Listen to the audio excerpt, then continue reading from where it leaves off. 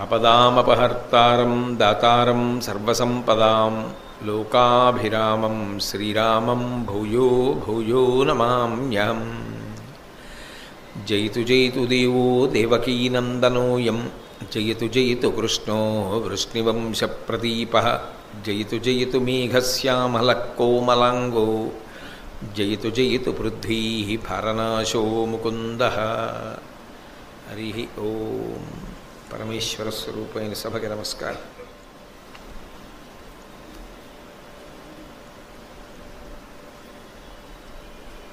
కుమారాస్త్ర విద్యా ప్రదర్శనము కొరకు ఏర్పాటు చేయబడినటువంటి రంగస్థలంలో అర్జునుడు అనేకమైనటువంటి అస్త్రములను ప్రయోగించి తన యొక్క వైశిష్ట్యాన్ని నిరూపించుకున్న తరువాత అకస్మాత్తుగా కర్ణుడు ఆ రంగప్రవేశం చేసి అర్జునుడిని ఉద్దేశించి మాట్లాడుతూ, నీకు వచ్చినటువంటి విద్యలు నాకు కూడా వచ్చు, నేను కూడా ప్రయోగిస్తాను అని చెప్పి సిద్ధపడినప్పుడు వెంటనే అవకాశాన్ని సద్వినియోగం చేసుకున్నటువంటి దుర్యోధనుడు పరమ సంతోషంతో కర్ణార్జునుల మధ్య ద్వంద్వయుద్ధం జరగాలి అని అభిలషించాడు. అలా ద్వంద్వయుద్ధం జరగాలి అని అభిలషించినప్పుడు యథార్థానికి ఎవరూ కూడా ఇది ద్వంద్వయుద్ధం జరగవలసినటువంటి ప్రదేశం కాదు కదా, ఇది కేవలం కుమారాస్త్ర విద్యా ప్రదర్శనం కొరకు మాత్రమే ఏర్పాటు చేయబడినటువంటి ప్రదేశం కదా అని ఎవరు అనలేదు. నిజానికి కర్ణుడు అర్జునుడితో యుద్ధానికి సిద్ధపడినప్పుడు అర్జునుడు కూడా నేను నీతో ద్వంద్వయుద్ధానికి సిద్ధంగా ఉన్నానన్న మాట అనలేదు. పిలవనప్పుడు ఒక సభలోకి ప్రవేశించి బలవంతంగా మాట్లాడేటటువంటి ప్రయత్నం చెయ్యడం దానికి తగినటువంటి ఫలితాన్ని అనుభవించడానికి యోగ్యమైన లోకాల్ని చేరుకోవడానికి మార్గం అవుతుంది అని కర్ణుడితో మాట్లాడాడు తప్ప నీతో నేను ద్వంద్వయుద్ధం చెయ్యను అని కానీ వైముఖ్యాన్ని కానీ అర్జునుడు కూడా ప్రదర్శించలేదు. అటువంటి సమయంలో కర్ణుడు ఆ ద్వంద్వయుద్ధాన్ని ప్రారంభం చేస్తూ మేఘాస్త్రాన్ని ప్రయోగించాడు. ఆ ప్రయోగించినటువంటి కారణం చేత అకస్మాత్తుగా ఆకాశమంతా మబ్బులు కమ్మేసి చీకటైపోయి ఆ చీకట్లో అర్జునుడు కూడా కనపడలేదు. అర్జునుడు కూడా కనపడకపోయేసరికి ఆయన మీదే అన్ని ఆశలు పెట్టుకుని ఇంత గొప్ప విలుకాడు, ఈయన వలన ఈ వంశం ఎంతో కీర్తి పొందుతుంది అనేటటువంటి సంతోషంలో ఉన్నటువంటి కుంతీదేవి అకస్మాత్తుగా జరిగినటువంటి ఈ పరిణామం చేత బెంగ పెట్టుకుని స్పృహ తప్పి పడిపోయింది. వెంటనే విదురుడు చందనోదకాన్ని తీసుకొచ్చి ఆవిడ ముఖం మీద చిమ్మిన తరువాత ఆవిడ మళ్ళీ స్పృహని పొందింది. ఈలోగా అర్జునుడు వాయువ్యాస్త్రాన్ని ప్రయోగించాడు. వాయువు ఈ మేఘములన్నిటినీ కూడా చెదరగొట్టేసినటువంటి కారణం చేత మళ్ళీ వెలుగొచ్చింది. మళ్ళీ కర్ణార్జునులిద్దరూ కూడా రంగస్థలం మీద కనపడ్డారు. అకస్మాత్తుగా కృపాచార్యుడు రంగప్రవేశం చేశాడు. రంగప్రవేశం చేసి ఆయన కర్ణార్జునుల మధ్యలోకి వెళ్ళి ఒక మాట అన్నాడు. కురుకులజుండు పాండునకు కుంతికి పుత్రుడు రాజధర్మ బంధుర చరితుండు నీ వెతనితోడ రణం బొనరించెదేని విస్తరముగ నీదు వంశమును తల్లిని తండ్రిని చెప్పినన్ దొరయగుదేని నీకెదిరి దుర్బల శక్తి ఇతండు సూపెడిన్. కర్ణుడి వంక తిరిగి కృపాచార్యుడు అన్నాడు, ఈ అర్జునుడు కురుకులానికి చెందినటువంటి పాండురాజు గారికి కుంతీదేవికి జన్మించినటువంటి కుమారుడు. ఈయన రాజధర్మములు తెలుసున్నటువంటి వాడు. అటువంటి వాడు ఇవాళ విద్యా ప్రదర్శనం కోసమని ఈ రంగస్థలం మీదకు వచ్చాడు. నువ్వు ఇతనితో ద్వంద్వయుద్ధానికి సిద్ధపడుతున్నావు. ఒకవేళ నువ్వు ఇతనితో ద్వంద్వయుద్ధం చెయ్యాలి అని అనుకుంటే నీ వంశం ఏమిటి, నీ తల్లెవరు, నీ తండ్రి ఎవరు, ఈ విషయాలు కూడా సభకంతటికి చెప్పిన తరువాత అప్పుడు దానిని బట్టి అర్జునుడి నీతో ద్వంద్వయుద్ధం చేస్తాడు అన్నాడు. ఎప్పుడైతే ఈ మాటలు అన్నాడో వెంటనే కర్ణుడు తరువాతి అస్త్రాన్ని ప్రయోగించడం మానేసి తల ఉంచుకుని సిగ్గుతో నిలబడిపోయాడు. ఆయన అలా నిలబడగానే ఇక ఆ ద్వంద్వయుద్ధం జరిగేటటువంటి అవకాశం లేదు. ఇంత విలుకాడైనా నిజానికి ప్రారంభంలోనే ఆయన వేసినటువంటి మేఘాస్త్రము చేత అర్జునుడు కూడా కప్పబడి సభామంటపంలో ఉన్నటువంటి వాళ్ళందరూ ఆందోళన చెందేటటువంటి రీతిలో పరమాద్భుతంగా అస్త్రప్రయోగం చేసినటువంటి కర్ణుడు ఉత్తర క్షణంలో మళ్ళీ ఇంకొక అస్త్రాన్ని ప్రయోగించడానికి అవకాశం లేని రీతిలో మానసికంగా బాగా కుందిపోయాడు. ఇక అస్త్రప్రయోగం చెయ్యలేదు. ఆ అస్త్రప్రయోగం చెయ్యకుండా అవమానపడి నిలబడిపోయినటువంటి కర్ణుని యొక్క దైన్య స్థితిని దుర్యోధనుడు చూశాడు. చూసి వెంటనే కృపాచార్యుడిని ఉద్దేశించి ఒక మాట అన్నాడు. రాజవరుడైన పార్థుతో రాజుగాని ఈతడనిసేయగా తగడేని వీని నెల్లవారును చూడంగా ఈక్షణంబ రాజు చేసదనే నంగరాజ్యమిచ్చి. అర్జునుడు పాండురాజు గారి యొక్క పుత్రుడు, రాజధర్మములు తెలిసిన్నవాడు, రాజకుమారుడు అని కదా నువ్వు అంటున్నావు. అటువంటి రాజకుమారుడితో పోరాడడానికి వేరొకడు రాజకుమారుడయ్యుంటే తప్ప ఎలా సరిపోతుందని కదా నీ ఉద్దేశ్యం. కాబట్టి కృపాచార్య, ఈ క్షణంలోనే నేను ఈ కర్ణుడికి అంగరాజ్యం ఇచ్చి పట్టాభిషేకం చేస్తాను అని వెంటనే భీష్ముణ్ణి ఆ తరువాత ధృతరాష్ట్రుణ్ణి సంప్రదించి అంగరాజ్యానికి పట్టాభిషిక్తుణ్ణి చేస్తూ ఉత్తర క్షణంలో అక్కడ ఉన్నటువంటి వైదిక బృందాన్నంతటినీ పిలిచి మంత్రోచ్చాటనం చేయించి ఆ అభిషేకం చేయించి అంగరాజ్యానికి రాజుని చేశాడు.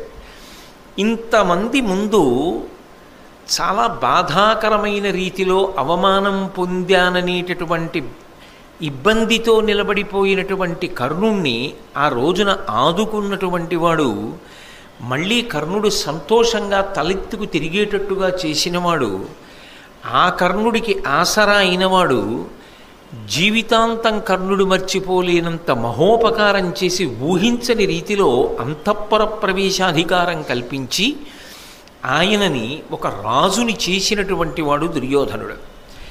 ఇప్పుడు దుర్యోధనుడు చేయడంలో నిజానికి ఉదార హృదయంతో చేశాడు అని చెప్పడం మాత్రం సాధ్యం కాదు. కానీ ఒక్కటి మాత్రం నిజం, ఆయనకి ఆ అవసరం ఉంది. అర్జునుడికి ఎదిరించి పోరాడగలిగినటువంటి ఒక వీరుడు కావాలి. ఇన్నాళ్ళు అటువంటి వీరుడు లేడు. ఇప్పుడు అటువంటి వీరుడు తటస్థించాడు. ఆ అవకాశాన్ని అందిపుచ్చుకున్నాడు దుర్యోధనుడు. వెంటనే కర్ణుడికి పట్టాభిషేకం చేశాడు. పట్టాభిషేకం చేసిన తర్వాత కర్ణుడు అన్నాడు, ఇంతమంది రాజులున్నటువంటి ఈ సభలో, ఇంతమంది పెద్దల ముందు నువ్వు నాకు మహోపకారం చేశావు, అంగరాజ్యానికి పట్టాభిషిక్తుణ్ణి చేశావు, నన్ను ఒక రాజుని చేశావు. ఇటువంటి నీకు నేను ఏమిచ్చి ప్రత్యుపకారం చెయ్యగలను? కాబట్టి నా నుండి నువ్వు ఏం కోరుకుంటున్నావో చెప్పమన్నాడు. నాకు కావలసింది ఒక్కటే, నాతో నువ్వు స్నేహం చెయ్యి, నువ్వు కూడా నాతో నా అంతఃపురానికి రా, మనిద్దరం పరమస్నేహభావంతో ప్రవర్తిద్దాం. ఎప్పుడైతే ఇంత పెద్ద సభామంటపంలో కర్ణుడు నిరుత్తురుడై నిలుచున్నటువంటి సందర్భంలో దుర్యోధనుడు అంతగా ఆదుకుని స్నేహహస్తాన్ని అందించి అంగరాజ్యానికి పట్టాభిషిక్తుణ్ణి చేశాడో, చాలా సంతోషించినటువంటి కర్ణుడు దుర్యోధనుడితో స్నేహం చేయడానికి అంగీకరించాడు. ఇది కర్ణుడు బాగా జ్ఞాపకం పెట్టుకున్నాడు. జ్ఞాపకం పెట్టుకుని అటువంటి సందర్భంలో నన్ను ఆదరించినవాడు దుర్యోధనుడు. ఏకంగా రాజపదవిని కట్టపెట్టాడు. అటువంటి దుర్యోధనుడితో నేను అరమరిక లేనటువంటి స్నేహాన్ని పొందుతాను అని ఆనాటి నుంచి దుర్యోధనుడి బాధ తన బాధగా స్వీకరించాడు. దుర్యోధనుడి యొక్క సుఖం తన సుఖంగా స్వీకరించాడు. దుర్యోధనుడు మనసులో ఏది కోరుకుంటూ అంటాడో అది జరగాలి అని తన మనసులో సంకల్పం చేస్తుండేవాడు. ఎలా ప్రవర్తిస్తే దుర్యోధనుడు సంతోషిస్తాడో అలా ప్రవర్తిస్తూ ఉండేవాడు. అయితే ఇక్కడ ఒక్క విషయాన్ని మీరు కొంచెం జాగ్రత్తగా పరిశీలించాలి. యథార్థానికి ఈ కుమారాస్త్ర విద్యా ప్రదర్శనము అనేటటువంటిది ఏర్పాటు చేసినప్పుడు అందులో అస్త్ర విద్యా ప్రదర్శనము కొరకు మాత్రమే అది ఉద్దేశింపబడింది. అందుకే అర్జునుడు వచ్చి తనకున్నటువంటి అస్త్ర సంపదని తాను ప్రదర్శించాడు. కర్ణుడు వచ్చి నేను కూడా నాకున్నటువంటి అస్త్ర విద్యా లాఘవాన్ని ప్రదర్శిస్తాను అన్నప్పుడు ద్రోణాచార్యుడు అడ్డు పెట్టలేదు. ద్రోణాచార్యుడు తప్పకుండా నువ్వు కూడా ప్రదర్శించవచ్చు అన్నాడు. దానిచేతనే కర్ణుడు అస్త్ర ప్రదర్శనానికి సిద్ధపడ్డాడు. కానీ ద్వంద్వయుద్ధానికి ప్రేరేపించినటువంటి వాడు దుర్యోధనుడు. నిజానికి ద్వంద్వయుద్ధానికి ప్రేరేపించినప్పుడు ఇది ద్వంద్వయుద్ధానికి సంబంధించిన వేదిక కాదు కదా, ఇద్దరు కలిసి యుద్ధం చేయడానికి కాదు కదా పెట్టింది. గదాయుద్ధం అంటే ఒకడు తన యొక్క విద్యని చూపించలేడు కాబట్టి భీమ దుర్యోధనుల మధ్య ఏర్పాటు చేశాం. ఇద్దరూ ద్రోణుడి దగ్గర చదువుకున్నారు కాబట్టి ఇద్దరూ తగినటువంటి జోడీ కాబట్టి ఎవరు బాగా నేర్చుకున్నారు అన్నది తెలుస్తుంది. కాబట్టి అర్జునుడికి సంబంధించినంత వరకు నిజానికి ఎదురుగుండా వేరొక విలుకాడు ఎవరూ లేడు.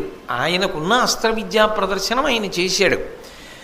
కాబట్టి ద్వంద్వ యుద్ధం చేయవలసిన అవసరం ఏముంది అని ఎవరు అడగలేదు. అక్కడ అడగలేదు కాబట్టి కర్ణుడు ప్రారంభం చేశాడు. కాబట్టి కర్ణుడి యందు దోషం లేదు. దుర్యోధనుడు నువ్వు ద్వంద్వయుద్ధం చెయ్యి అని చెప్పాడు, వద్దు అని ఎవరు అనలేదు. అర్జునుడు స్వీకరించను అన్నమాట అనలేదు. కాబట్టి ఆయన ద్వంద్వయుద్ధానికి సిద్ధపడ్డాడు. సిద్ధపడ్డ తర్వాత ఒక అస్త్రాన్ని ప్రయోగించేశాడు.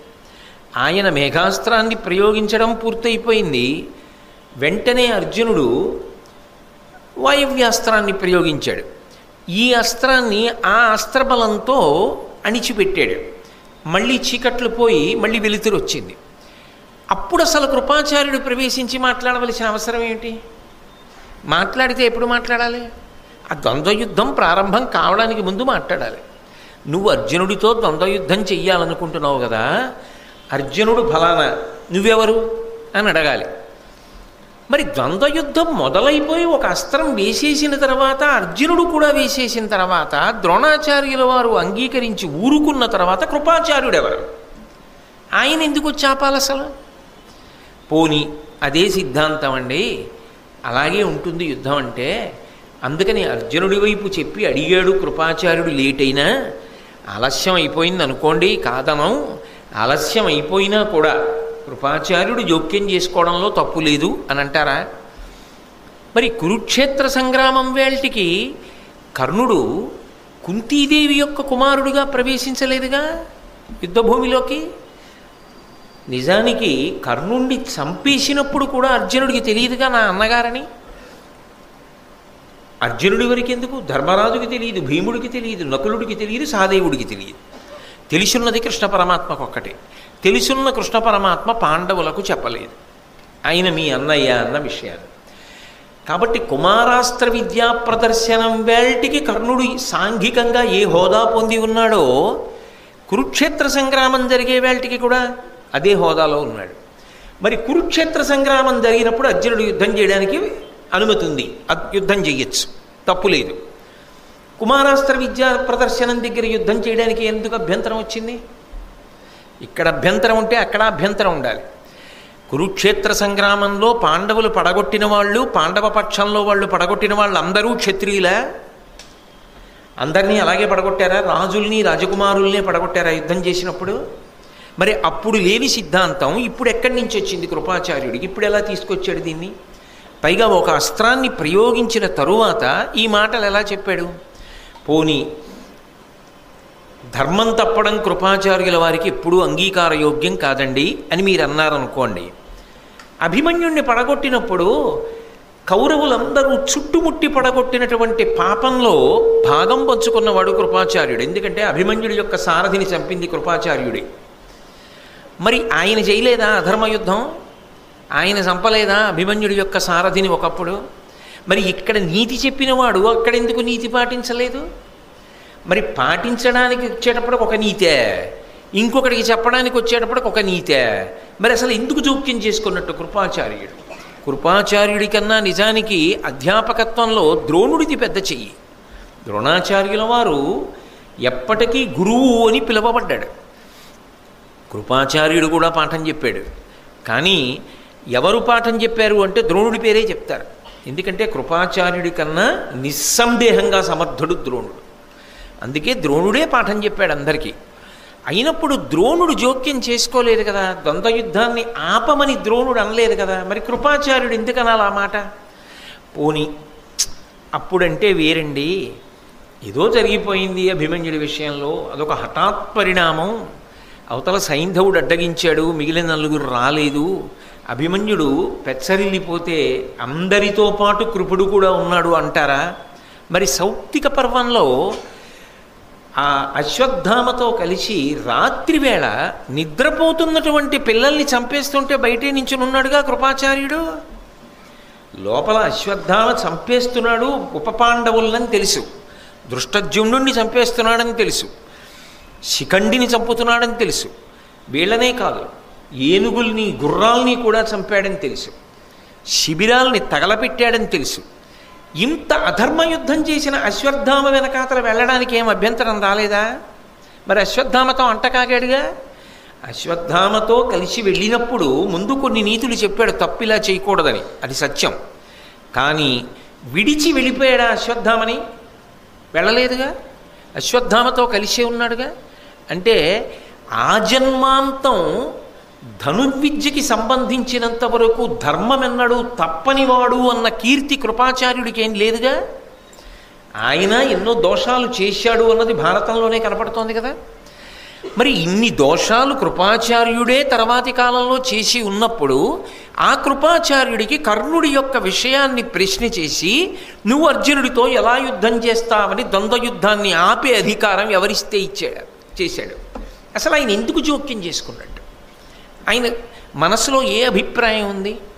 ఎందుకని నేను ఇంత విచారణ అడుగుతున్నానంటే, కృపాచార్యుల వారు అక్కడ జోక్యం చేసుకున్న కారణం చేత భారతం ఒక పెద్ద మలుపు తిరిగిపోయింది. ఆయన జోక్యం చేసుకుని ఆపాడు ద్వంద్వయుద్ధం. ఆపడం కాదు, కర్ణుడు అవమానపడే రీతిలో ప్రశ్నించాడు. పోనీ ఆ ప్రశ్న నిజమైన ప్రశ్న కాదు, యథార్థమునకు ఆ ప్రశ్న భారతంలో చివరి వరకు నిలబడలేదు. నిలబడిన మాట యథార్థమైతే అర్జునుడు ఎప్పుడూ కర్ణుడితో యుద్ధం చేయకూడదు ద్వంద్వయుద్ధం. మరి కురుక్షేత్రంలో చేసి చంపాడుగా. అప్పుడు పనికిరాని నీతులు ఇప్పుడు పనికొచ్చాయా? ఇప్పుడు నిష్కారణంగా కర్ణుడిని నిలదీశాడా? నిలదీసి ఏం మెహర్భాని సాధించాడు? కర్ణార్జునుల మధ్య ద్వంద్వయుద్ధాన్ని ఆపాను అన్నంతవరకు సంపాదించాడు. కర్ణుడు అవమానం పాలయ్యాడు, అంతవరకు చేశాడు. కానీ అది ఏ విపత్కర పరిణామానికి దారితీసింది? వెంటనే దుర్యోధనుడు ఆ అవకాశాన్ని వాడుకున్నాడా? వాడుకుని అవకాశాన్ని అందిపుచ్చుకొని అంగరాజ్యానికి పట్టాభిషిక్తుణ్ణి చేశాడా? చెయ్యగానే సహజంగా ఏ మనిషి అయినా అంత అవమానాన్ని సభాముఖంగా పొందిన తరువాత ఎవరు అక్కరకొచ్చాడో, ఎవడు తాను ఊరట పొందడానికి కారణమయ్యాడో వాడి యందు కృతజ్ఞతని పొందుతాడా? పొందడా? కృతజ్ఞతని పొందుతాడు. కాబట్టి సహజంగా కర్ణుడు దుర్యోధనుడిని ఏమడిగాడు? ఇంతటి మహోపకారం చేశావు, నేను నీకేం చెయ్యగలనని అడిగాడు. నువ్వు నాతో స్నేహం చెయ్యన్నాడు. అప్పటికి చాలా అందంగా జవాబు చెప్పాడు దుర్యోధనుడు. కర్ణుడు మాటిచ్చాడు. ఇప్పుడు కర్ణుడు దుర్యోధనుడి పక్షం వైపుకి తిరిగిపోయాడు. ఇలా ఆపి ఇలా సారం లేని ప్రసంగాన్ని కృపాచార్యుల వారు చేసి ఉండి ఉండకపోతే మహాభారతం ఏ మలుపు తిరిగి ఉండేది? కర్ణార్జునులు ఇద్దరూ ద్వంద్వయుద్ధాన్ని చేసి ఉంటే, ద్రోణుడు ఊరుకున్నట్టే ఊరుకుంటే, కృపాచార్యుడు కూడా. అర్జునుడు గెలిచాడనుకోండి, అర్జునుడు గెలిచిన తరువాత అర్జునుడు గెలిచిన తర్వాత దుర్యోధనుడు రాజ్యం ఇవ్వవలసిన అవసరం ఎందుకు కలుగుతుంది? యుద్ధం జరిగిపోయిందిగా, ద్వంద్వయుద్ధానికి ఎవరు అడ్డు పెట్టలేదుగా. అక్కడ కర్ణుడు అవమానింపబడవలసిన ప్రసక్తి లేదుగా. దుర్యోధనుడి పట్ల అంత కృతజ్ఞతాభావం పెంపొందించుకోవడానికి కావలసిన సందర్భం అసలు ఏర్పడదుగా. ఏర్పడనప్పుడు కర్ణుడు దుర్యోధనుడి వైపు వెడతాడన్న ప్రశ్న లేదుగా. లేనప్పుడు మహాభారతం నడవదుగా. కర్ణుడు ఉన్నాడన్న ధైర్యంతో కదా దుర్యోధనుడు చిట్ట చివరి వరకు కూడా యుద్ధానికి ముందంజ వేశాడు.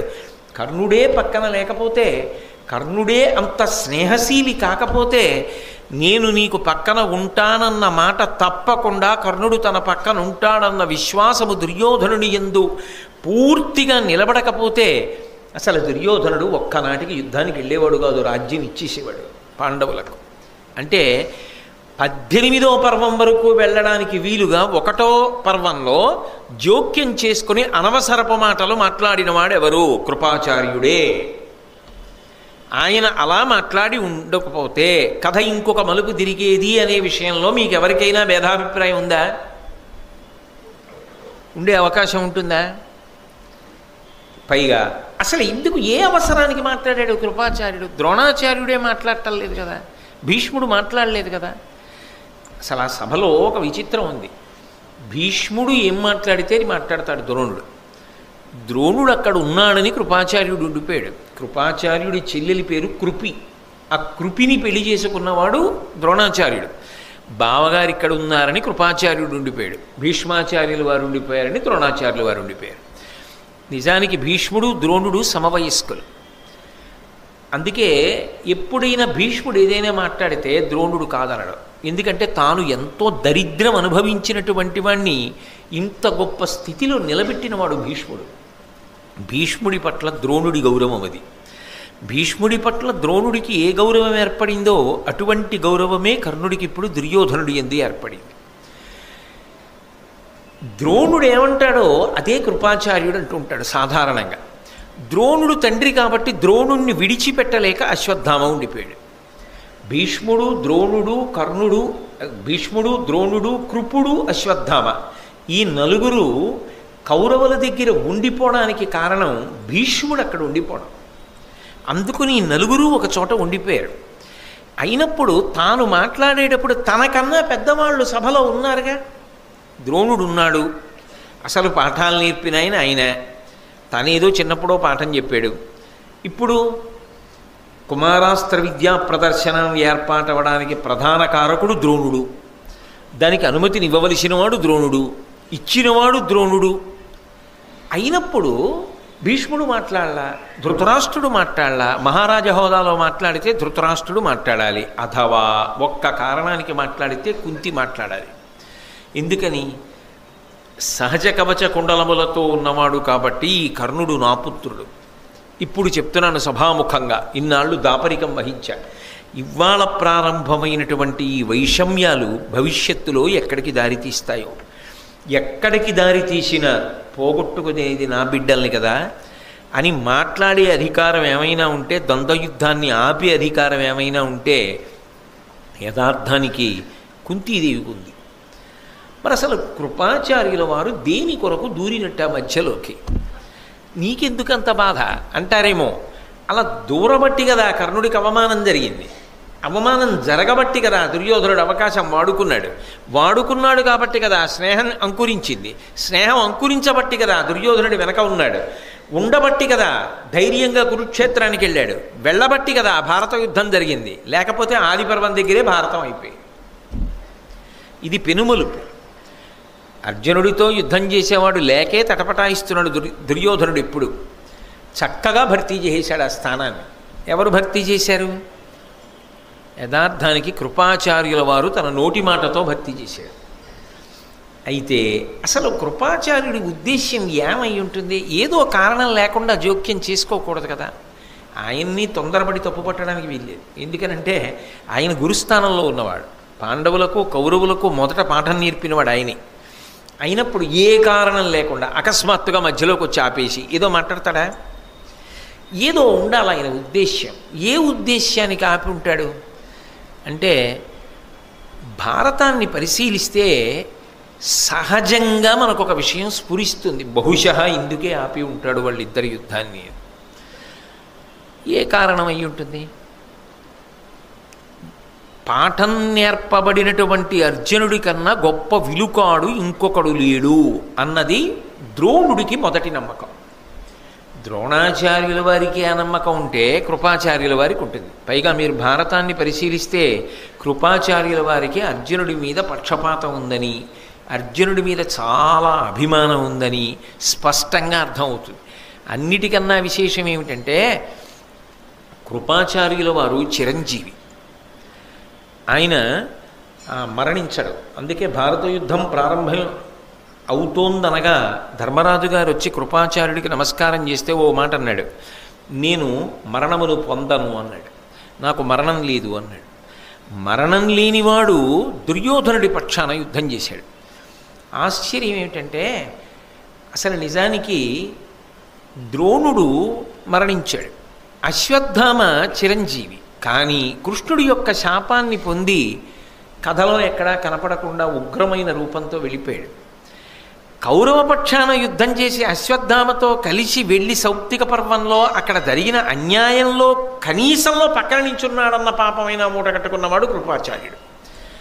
కానీ అదే కృపాచార్యుడు పాండవ కౌరవ యుద్ధం పూర్తయిపోయిన తర్వాత మళ్ళీ పాండవుల పక్షానికి వచ్చాడు. వచ్చి పరీక్షిత్తుకి గురువయ్యాడు. గురువై పాఠం నేర్పాడు. ఆయన కథ సుఖాంతమైంది. చక్కగా ఆయనకి ఏమి ఇబ్బంది కలగలేదు. ఆయన జీవితంలో ఆయన ఏమి ఇబ్బంది పొందలేదు. కానీ ఆయన వేసిన విత్తనం ఉందే, ఆ విత్తనం ఏం చేసిందంటే కేవలంగా ఒక 10-11 మంది తప్ప ఇంకెవరు మిగల్లా. ఎంతమంది మిగిలారంటే ఓ 7 మిగిలారంతే పాండవుల వైపు. 5 కృష్ణుడు సాత్యకి, పాండవులు 5 కృష్ణుడు సాత్యకి. దృష్టజుమ్నుడు వాళ్ళందరూ కూడా విడిపోయారుగా. అటువైపు మిగిలిన వాళ్ళు ఎవరు? అశ్వత్థామ మిగిలాడు, కృతవర్మ మిగిలాడు, కృపాచార్యుడు మిగిలాడు. వాళ్ళు 3. కానీ వీళ్ళే అయినా చిరంజీవిత్వాన్ని పొంది ఆఖరికి పాండవులందరూ వెళ్ళిపోయి కృష్ణుడు కూడా అవతార పరిసమాప్తి చేసిన పాండవ వంశాంకురమైన పరీక్షిత్తుకు కూడా పాఠం చెప్పినవాడు కృపాచార్యుడు. చిరంజీవి, భవిష్యత్ సప్తర్షులలో ఒకడుగా పేరు పొందాడు ఇతర పురాణములను బట్టి. మరి ఇంత గొప్ప చరిత్ర కలిగినటువంటి కృపాచార్యుడు ఏ కారణానికి జోక్యం చేసుకుని ఉంటాడు? ఎందుకు అసలు ఆపి ఉంటాడు ఆ ద్వంద్వ యుద్ధాన్ని? ఆపి ఈ బేల మాట ఎందుకు మాట్లాడాడు? ఇదిగో అర్జునుడు ఫలానా, నువ్వెవరు అని ఎందుకు అడిగాడు అసలు? మళ్ళీ నేను పాఠం అంతా చెప్పక్కర్లేదు. 2 4 2 3 6 2 4 8 2 5 10 మళ్ళీ ఎక్కని చెప్పాలా? అలా ఆపబట్టి కదా కరుణ అవమానింపబడ్డాడు, అవమానింపబడబట్టి కదా దుర్యోధనుడు అవకాశాన్ని సద్వినియోగం చేసుకున్నాడు. మళ్ళీ కథ అంతా ఎందుకు అంటే మీరు ఆలోచించండి. ఒక్క విషయం మాత్రం అవగతమవుతుంది. ఏమిటి అంటే ద్రోణుడు కృపుడికి బావగారు. ద్రోణాచార్యుల వారి మీద ఎనలేని నమ్మకం పెట్టుకున్నవాడు భీష్మాచార్యుల వారు. అప్పటి వరకు కృపుడు పాఠం చెప్పాడు కృపాండవులకు. ద్రోణాచార్యుల వారు బంతిని నూతిలో పడిపోయిన దాన్ని బాణములు వేసి పైకి తీసినప్పుడు ఎవరిది అని అడిగి పిలిపించి వీళ్ళకి గురుస్థానంలో కూర్చోపెట్టి ఆయనకి జీవితంలో దరిద్రం అనుభవించవలసిన అవసరం లేకుండా ద్రోణాచార్యుడిని కాపాడి రక్షించి ఉన్నతికి తీసుకొచ్చినవాడు భీష్మాచార్యుల వారు. ఇప్పుడు అటువంటి భీష్ముడు చూస్తున్నాడు కుమారాస్త్ర విద్యా ప్రదర్శనాన్ని. బహుశः ద్రోణుడు కానీ కృపాచార్యుడు కానీ ఏమని చెప్పుకుంటుంటారు భీష్ముడితోటి? అర్జునుడి కన్నా గొప్ప విలుకాడు లేడు అని చెప్పుంటారు కదా. అంటే అలా చెప్పు ఉన్నారు అంటే దాని అర్థం ఏమిటి? ఆ ఉద్దేశ్యంతోనే తయారు చేశారు అర్జునుడిని. వాళ్ళ మనసుల్లో భావాలు ఏవైనా కానివ్వండి, ధర్మ సంరక్షణకు ఉపయోగపడతాడు అనుకున్నారో, అర్హుడు అనుకున్నారో, ఏమనుకున్నారో కాసేపు పక్కన పెట్టండి. వాళ్ళు అర్జునుడిని గొప్ప విలుకాడిగా తయారు చేశారు. అది దైవ సంకల్పం, అలా జరిగింది. కానీ అన్ని విధాల అర్జునుడితో సమానమైన వాడు, అన్ని విధాల అర్జునుణ్ణి దాటాలనుకుంటున్నవాడు కూడా ఒకడు ఉన్నాడు. నివురుగప్పిన నిప్పులా వాడు కూడా ఇంత సాధన చేస్తున్నాడు. కానీ వాడికి ఆ పేరు ఇవ్వకపోవడం వల్ల, ప్రఖ్యాతి ఇవ్వకపోవడం వల్ల, వాడిని అలా ప్రోత్సహించకపోవడం వల్ల, వాడికి ఆ గౌరవాన్ని పొందవలసిన దాన్ని పొందడానికి అవకాశం కల్పించకపోవడం వల్ల మాత్సర్యంగా మార్చుకుంటున్నాడు అర్జునుడి పట్ల. ఇది ప్రమాదమునకు వెడుతుందని గుర్తించడంలో వైక్లభ్యం పొందారు అందరూ. అది ఎక్కడ బయటపడిపోయింది? కర్ణుడి మాటలలో బయటపడిపోయింది కుమారాస్త్ర విద్యా ప్రదర్శనలో. అందుకే తిన్నగా వచ్చి అర్జునుడిని ప్రశ్నిస్తూ మాట్లాడాడు. మాట యందు కాఠిన్యం కనపడింది. అందుకే ఎందుకని ఆయన బాధ పాపం అటువంటిది మనసులో. వీళ్ళు కాబట్టి సహజంగా ఏం చెప్పుంటారు? అర్జునుడు ప్రదర్శించినట్లుగా అస్త్రాలు ఎవరు ప్రదర్శించరు. మేము ఇంత బాగా నేర్పాం, ఇంత గొప్పవాడిని చేశాం అంటే భీష్ముడు సంతోషిస్తాడు. ఆ పిల్లవాడి యందు అటువంటి నైపుణ్యం ఉంది, దాన్ని మేము బాగా సానపట్టి వృద్ధిలోకి తెచ్చాం అని అనుకుని ఉండి ఉంటారు. వాళ్ళు ఊహించనిది, కుంతి ఊహించనిది, ద్రోణుడు ఊహించనిది, ధృతరాష్ట్రుడు ఊహించనిది, కలిసి చదువుకున్న దుర్యోధనుడే ఊహించనిది హఠాత్ పరిణామం ఏమిటంటే కర్ణుడు వచ్చి జబ్బచరిచి అర్జునుడికి ఎదురుగా నిలబడ్డాడు. అవకాశాన్ని వాడుకుని మలుపు తిప్పినవాడు దుర్యోధనుడు. ద్వంద్వయుద్ధం చెయ్యి అన్నాడు. ద్వంద్వయుద్ధం వరకు అర్జునుడితో నేను నిలబడలేను, కేవలం నేను కొన్ని అస్త్రాలు చూపించగలనని కర్ణుడు అనలేదు. అంత ఉత్సాహంతో రా అన్నాడు. నిజానికి అర్జునుడు అనలేదు. ఇది చూస్తున్నాడు కృపాచార్యుల వారు, ఇది చూస్తున్నాడు. అర్జునుడు ఏమన్నాడు? పిలవని సభకి వచ్చి ఎందుకు నువ్వు మాట్లాడుతున్నావు అన్నాడు. అంతే. కర్ణుడు ఏమన్నాడు? పిరికి వాళ్ళకి బలహీనులకు చెప్పే మాటలు చెప్పకు, బాణాలేయి అన్నాడు. అంటే ఎవరి యందు ఉత్సాహం పూనిక ఉన్నాయి? అప్పటికి ఆ పరిస్థితుల్లో చూస్తే నిష్పక్షపాతంగా భారతం తర్వాత చదివినట్లుగా మీరు భావన చెయ్యొద్దు. నేను నిన్న నుంచి చెప్తున్నాను ఈ మాట. అప్పటి వరకే అయితే ఏమనుకుంటారు? అయ్యి బాబోయ్, అర్జునుడు అనుకున్నాం కానండి, ఈ పిల్లాడెవరో ఇతనికి విషయం కూడా కొంచెం పరిశీలించవలసిందే, లేకపోతే ఇంత ధైర్యంగా వచ్చాడనుకోవడం ఎలా? పైగా ఏదో తెంపరతనంగా మాట్లాడుతున్నాడేమో అంటే అసలు బాహ్యంలో ఆ రూపం కానీ, ఆ శౌర్యం కానీ, ఆ స్ఫూర్తి కానీ అలా ఉన్నాయని చెప్పి నన్నయ్య గారే చెప్తున్నారా లేదా? కాబట్టి ఇది అందరికీ ఆశ్చర్యకరమైపోయింది. అమ్మ, మనం అనుకోలేదురా, వీడు ఇంత గొప్పవాడా, ఇంత సాధన చేశాడా వీడు. మనం చెప్పిన పాఠం అర్జునుడు బాగా పట్టుకున్నాడని మనం అనుకున్నాం, కాదు ఇంకోటి కూడా పట్టుకున్నాడు. ఇప్పుడు యుద్ధం ప్రారంభమైంది. ఇది అనుకోలేదు. అందరూ తెల్లబోయి చూస్తున్నారు. చూస్తుండగా ఏమవుతుందిలే అనుకున్నారు. కానీ మొదటి అస్త్రం కర్ణుడు వేశాడు. అదేం మామూలుగా వేయలేదు. మేఘాస్త్రం వేసేటప్పటికి కటిక చీకటి కప్పుకుంది. ఈ కటిక చీకటి కప్పుకున్నప్పుడు సహజంగా ఏమైందంటే కుంతి స్పృహ తప్పిపోయింది. అర్జునుడు ఏమైపోయాడు? అర్జునుడు ఏమైపోయాడని కుంతీదేవి స్పృహ తప్పింది తల్లి కాబట్టి.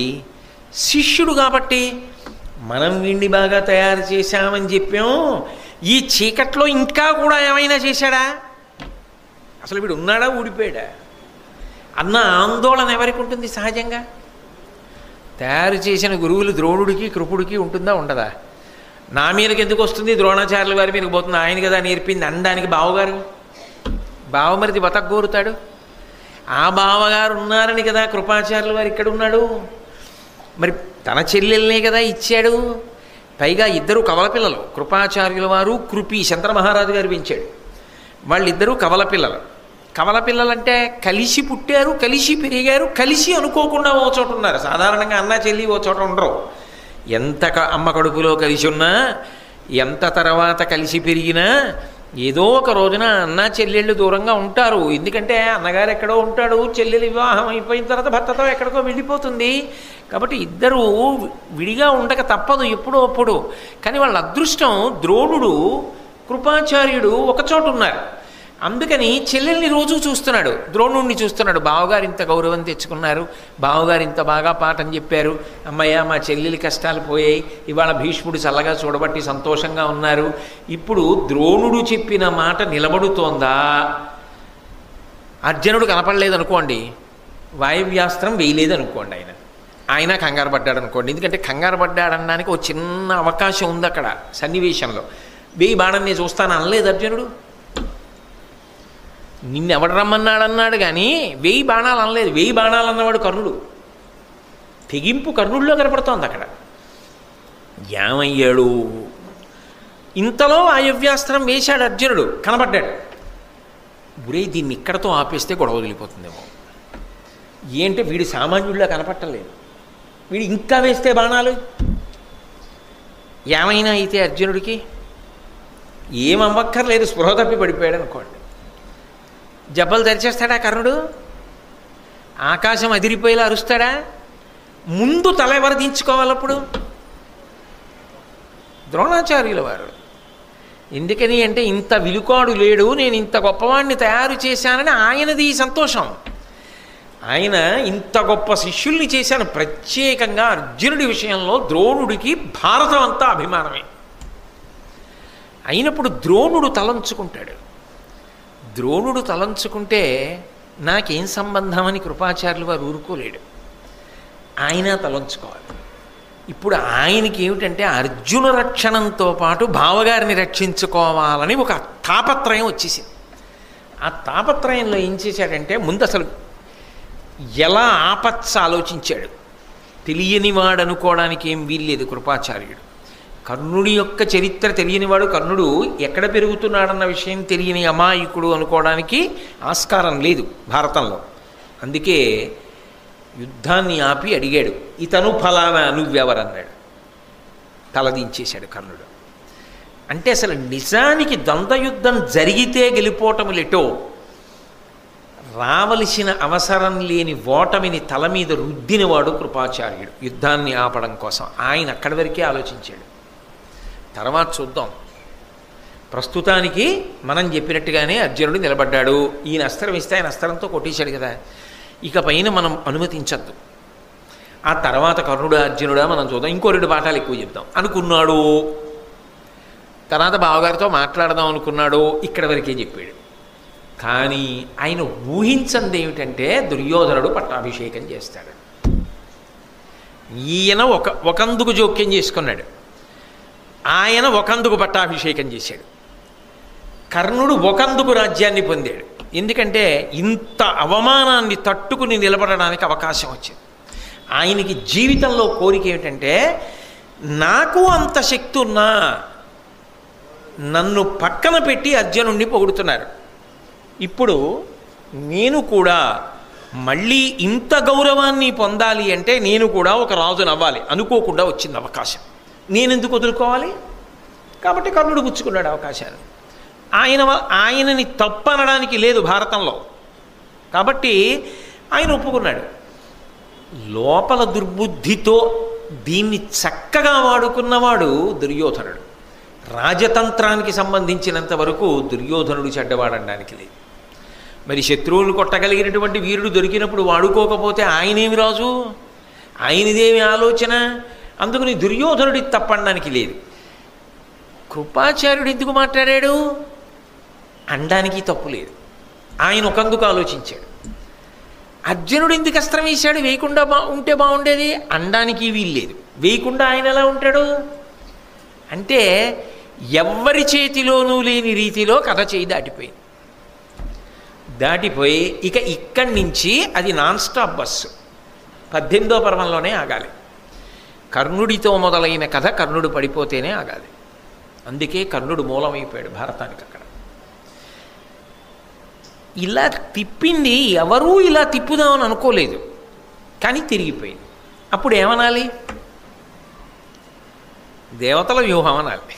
మనకి ఎవరికైనా దొరికే జవాబు ఏమిటి? దేవతా వ్యూహం అండి అని దాన్ని పూర్తి చేయాలి. దేవతా వ్యూహం అండి అని చెప్పడానికి అవకాశం ఏమిటి? భారతం అంతా మీరు చదివేశారని అనుకోవాలి. ఇప్పుడు చదివేస్తే ఏం తెలుస్తుంది? ధర్మ సంస్థాపన కోసం పరమేశ్వరుడు అవతార స్వీకారం చేస్తాడు. అక్కడ అవతార స్వీకారం కృష్ణుడు ఒకడే చేశాడా? ఇంకా ఎవరైనా అవతార స్వీకారం చేసిన వాళ్ళు ఉన్నారా? చాలామంది ఉన్నారు. ధర్మరాజు గారు ధర్మం యొక్క అంశలో వచ్చాడు, భీముడు వాయుదేవుడు అంశలో వచ్చాడు. అవతారములు కాకపోయినా అంశలో వచ్చినవి, కానీ ఖచ్చితముగా అవతారములే అని చెప్పడానికి తిరుగులేనివి మాత్రం 2 ఉన్నాయి అక్కడ. ఒకటి నారాయణుడు. నారాయణుడు కృష్ణుడిగా వచ్చాడు. రెండవది ఎవరు? నరుడు. నరుడు అర్జునుడిగా వచ్చాడు. నరనారాయణులు నడిపించారు భారతాన్ని. అయినప్పుడు నరుడు నారాయణుడు భారతం అంతా ఒక పక్షం వైపే తిరిగి ఉన్నారు. నరుడికి శత్రువుగా ఇప్పుడు కర్ణుడు దుర్యోధనుడి పక్షంలోకి వెళ్ళాడు. అంటే ధర్మ సంస్థాపనలో నరుడికి కర్ణుడికి ఏదో వైరం జరిగి తీరాలని దేవతా వ్యూహంలో ఎక్కడో ఉండాలి కదా. మీరు బాగా పట్టుకుంటున్నారా అని చెప్పింది? అర్జునుడు నరుడి యొక్క అవతారం, నరనారాయణులు కదా. నారాయణుడు కృష్ణుడు, నరుడు అర్జునుడు. కృష్ణుడు అవతార ప్రయోజనంలో ఏం చేశాడు అంటే మీరు విన్నారు. అసలు కృష్ణుడు లేని భారతమే లేదు, ఏం చేయలేదని అడగాలంతే, అన్నీ చేశాడు. మరి నరుడు నారాయణుడు ఎప్పుడూ కలిసే ఉంటారు. ఉన్నప్పుడు నరుడికి శత్రువు అయితే కదా దుర్యోధనుడి వైపు గెడతాడు. ఎందుకంటే ధర్మ సంస్థాపన అన్నప్పుడు దుర్యోధనుడిని పడగొట్టడమే ధర్మ సంస్థాపన. ఎందుకని? ఆయనే కదా ధర్మానికి అంతటికీ కూడా పెద్ద ఇబ్బంది కల్పించేటటువంటి వ్యక్తి. అయినప్పుడు దుర్యోధనుణ్ణి పడగొట్టాలి. దుర్యోధనుణ్ణి పడగొట్టడానికి నరనారాయణులు వచ్చారు. దుర్యోధనుణ్ణి పడగొట్టడానికి నరనారాయణుడు వస్తే దుర్యోధనుడికి బలాన్ని కూర్చడానికి కర్ణుడు తిరిగాడు. అటు తిరిగాడు అంటే అర్జునుడికి కర్ణుడికి ఇలా మాత్సర్యం మొదటి నుంచి ఉండిపోతోంది అంటే చిట్ట చివరికి ఏదో ఒక సందర్భంలో అర్జునుడి ప్రతిజ్ఞ చేయాల్సి వచ్చింది, నేను కర్ణుడిని చంపేస్తానని. అంటే ఇప్పుడు నరుడికి శత్రువుగా వచ్చేశాడు అని అర్థమైపోతోంది కథలో. ఇలా రావడానికి కథాపరంగా తిరగడం ఒకటేనా, ఇంకా ఇంతకన్నా దేవతా వ్యూహం ఉన్నది అని పూరణ చేయడానికి ఏమైనా అవకాశం ఉన్నదా అంటే భారతం 18 పర్వాల్లో అలా కనపడదు, అది కథ తిరిగినట్టే కనపడుతుంది.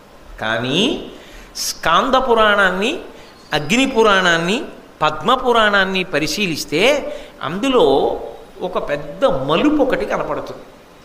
ఒకానొకప్పుడు సహస్ర కవచుడు అని ఒక రాక్షసుడు ఉండేవాడు. ఆయన గొప్ప తపస్సు చేశాడు. ఆయనకి సహజముగా కవచము కుండలములు ఉండేవి.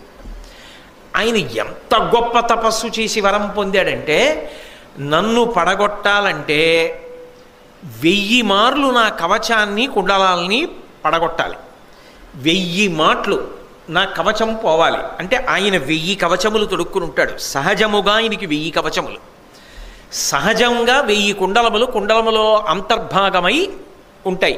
పైకి ఒక కుండలాలే కనపడుతుంటాయి, కానీ 1000 కుండలములు, 1000 కవచములు. నన్ను పడగొట్టాలంటే 1000 సంవత్సరములు తపస్సు చేసిన వాడు బాణం వేస్తే ఒకసారి ఒక కవచం ఒక కుండలాలు వదులుతా. అంటే 1000 సంవత్సరాలు తపస్సు చేస్తే ఒక్కసారే పోతాయి, ఒక కవచం ఓ కుండలాలు పోతాయి. ఇంకెన్ని మిగులుతాయి? 999. మళ్ళీ వెంటనే బాణం వేస్తానంటే కుదరదు, మళ్ళీ 1000 ఏళ్ళు తపస్సు చేయాలి. తపస్సు చేసి వచ్చి బాణం వేయాలి, బాణం వేసి మళ్ళీ ఇంకో కవచం ఇంకో కుండలం సెట్ తాలూకా యుగళి రెండింటినీ కలిపి పడగొడుతూ ఉండాలి. ఈయన్ని పడగొట్టవలసి వచ్చింది నరనారాయణుడు. పడగొట్టడానికి వాళ్ళిద్దరు ఏం చేశారంటే పంచుకున్నారు. పంచుకుని నారాయణుడు నరుడు కలిపి తపస్సుకి కూర్చున్నప్పుడు ఇద్దరికీ నియమం ఏమిటంటే, ముందు ఒకడు 1000 సంవత్సరాల తపస్సు పూర్తి చేస్తాడు. నారాయణుడు పూర్తి చేసేశాడు. నారాయణుడు సహస్ర కవచుడితో యుద్ధానికి ఎడతాడు. నరుడు 1000 ఏళ్ళు తపస్సు కూర్చుంటాడు. ఈయన వెళ్ళి ఆయనతో యుద్ధం చేసి కొంతకాలం యుద్ధం అయిన తర్వాత ఆయన కవచాన్ని, ఆయన కుండలములను తెగ్గొట్టేస్తాడు. ఆ తర్వాత ఆయన పడగొడతాడు, వాడు మళ్ళీ వస్తాడు. ఈలోగా మళ్ళీ 1000 సంవత్సరాల తపస్సు నరుడు పూర్తి చేస్తాడు. నరుడు పూర్తి చేసి మళ్ళీ యుద్ధానికి వెళ్ళినప్పుడు నారాయణుడు కూర్చుంటాడు 1000 ఏళ్ల తపస్సుకి. ఈయన వెళ్ళి మళ్ళీ కొడతాడు, కొట్టి మళ్ళీ వస్తాడు. 1000 ఏళ్ళు పూర్తి చేసుకొని నారాయణుడు వెళ్తాడు. ఇలా 999 మాటలు పడగొట్టారు కవచ కుండలాలను. ఆఖరిసారి సహజ కవచము సహజ కుండలములతో వచ్చే ముందు ఆయన ఏం చేశాడంటే, ఆ రాక్షసుడు సూర్యోపాసన చేశాడు. ఇప్పుడు సూర్యోపాసన చేసిన కారణము చేత సూర్యానుగ్రహంగా వచ్చాడు. అందుకని ఆఖరిసారి సహజ కవచ కుండలాలు ఉండిపోయాయి. ఇప్పుడు ఇది వంతె ఎవరికి వచ్చిందంటే నరుడికి వచ్చింది. నరుడు అర్జునుడుగా వచ్చాడు, సహస్ర కవచుడు కర్ణుడిగా వచ్చాడు. అందుకని సహజమాత్సర్యం ఇద్దరి మధ్య చిన్నప్పటి నుంచి ఉండిపోయింది. అందుకని దేవతావ్యూహం ఉన్నది కాబట్టే కృపాచార్యుడి నోటి వెంట ఆ మాటలు వచ్చాయి, కథ అలా తిరిగింది అని పూరణ చేయవలసి ఉంటుంది మరి పురాణాలని బట్టి. సమర్థించడానికి నేను చెప్పాను అనుకోవద్దు, భారతం చెప్పినప్పుడు సమన్వయం చేసి చెప్పవలసిన కర్తవ్యం నా మీద ఉంది కాబట్టి చెప్పాను. కానీ ఒక్కటి మాత్రం నిజం, ఆ పరిస్థితులలో కర్ణుడి పట్ల అలా ప్రవర్తించడాన్ని మాత్రం ఎవరూ సమర్థించలేరు కథాపరంగా. అది ఉపద్రవానికి దారి తీసినదే, అందులో మాత్రం ఏ సందేహము లేదు. కాబట్టి ఇప్పుడు దుర్యోధనుడు కర్ణుడికి అంగరాజ్య పట్టాభిషేకం చేశాడు. ఏదో భీముడు తర్వాత కొంత తూలనాడి మాట్లాడాడు. దుర్యోధనుడు కూడా అంత గంభీరంగానూ జవాబు చెప్పాడు. జవాబు చెప్పిన తర్వాత దుర్యోధనుడిని తీసుకుని కర్ణుడు కలిసి అంతఃపురానికి వెళ్ళిపోయారు. కర్ణుడికి దుర్యోధనుడికి మధ్య స్నేహం రోజు రోజుకి పెనవేసుకుపోతోంది.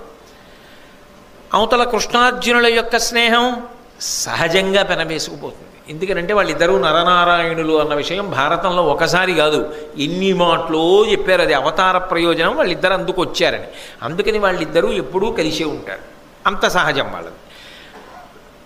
అనుకోకుండా కలిసి అంత పెనవేసుకుపోయింది వీళ్ళిద్దరి స్నేహం. ఇక్కడ పడింది బీజం. ఇంకా తర్వాత అది పెరుగుతోంది బాగా. ఎంత పెరుగుతోంది అంటే ఒక్కొక్కసారి చూడండి, 2 చెట్లు పక్క పక్కన పుడతాయి. 2 చెట్లు పెద్దవవుతున్నప్పుడు ఈ కాండం కలుస్తాయి. కలిసిపోయిన తర్వాత ఏమైపోతుందంటే 2 కాండములు ఏకమైపోతాయి. 2 కాండములు ఏకమైపోతే మీరు కొమ్మల్ని బట్టి చెట్టుని చెప్పాలి. ఇందులో ఈ చెట్టు ఉందని మీరు జ్ఞాపకం తెచ్చుకుంటే, మనందరం కూడా ఒకానొకప్పుడు ఆ నైమిషారణ్యానికి యాత్రకు వెళ్ళాం.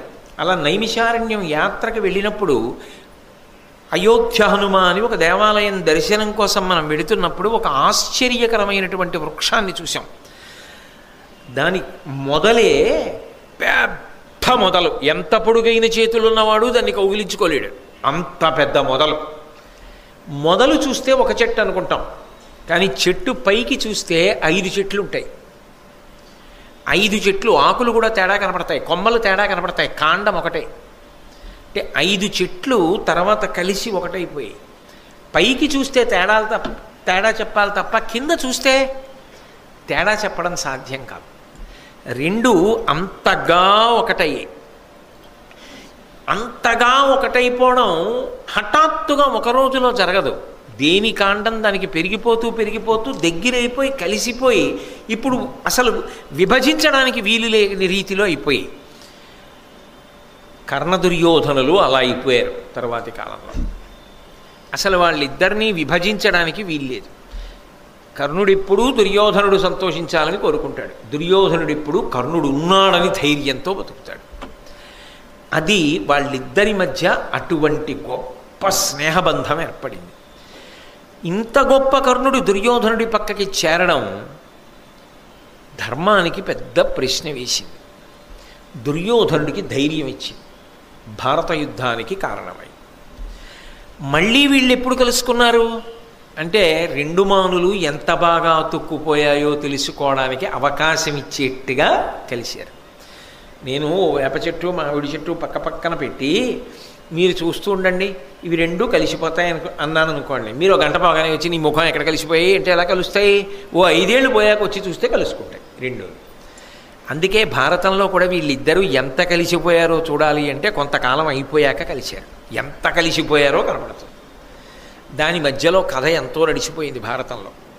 ఆ తర్వాత లక్క ఇంట్లో పెట్టారు, పాండవుల్ని కాల్చేశామనుకున్నారు, చంపేశామనుకున్నారు, వాళ్ళు దైవానుగ్రహం చేత బయటపడిపోయారు, బ్రాహ్మణ వేషాలు వేసుకున్నారు, ఏకచక్రపురంలో తిరిగారు, రాక్షస సంహారం చేశారు, భీముడు హిడింబని పెళ్లి చేసుకున్నాడు, ఘటోత్కచుడు గుట్టేశాడు, వ్యాసమహర్షి వెళ్ళి దర్శనమిచ్చారు, ఎవరో వచ్చి చెప్పారు, అవతల ద్రుపద మహారాజు గారు యజ్ఞం చేశాడు, యాజ్ఞసేని ద్రౌపదీదేవి ఆవిర్భవించింది, అర్జునుడికి ఇచ్చి పెళ్లి చేయాలనుకుంటున్నాడు, ఆవిడికి స్వయంవరం అన్నారు.